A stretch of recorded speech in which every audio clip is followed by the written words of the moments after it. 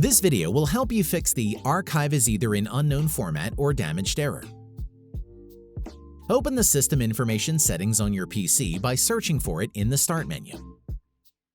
Locate System Type. This will tell you if you are running a 64 or 32-bit system. A 32-bit system may be displayed as x86. Search Google for 7-zip or use the link provided in the description. Download the version that matches your system.